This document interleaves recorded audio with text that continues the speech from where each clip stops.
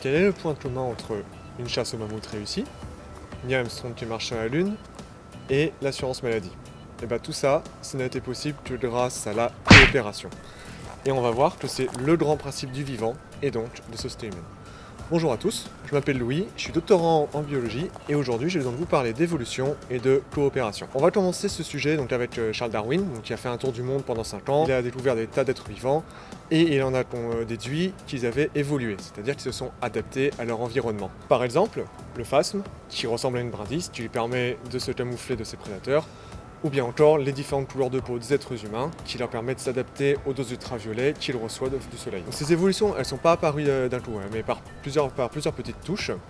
Et si elles procuraient un avantage dans un milieu donné à l'individu qui les portait, et cet individu avait plus de chances de survie.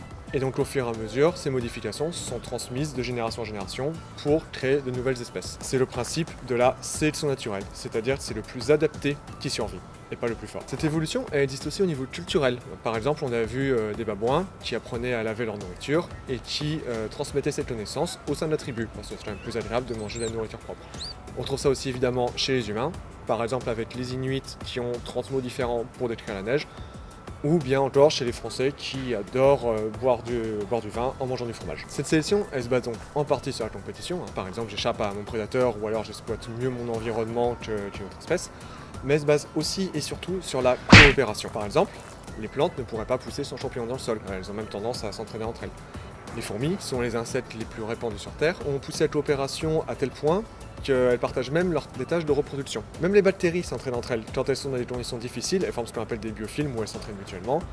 Ou encore, elles échangent des gènes de résistance aux antibiotiques. Toutes les espèces vivantes sont en coopération avec au moins une autre espèce, et même souvent plusieurs. Pourquoi la coopération est si répandue?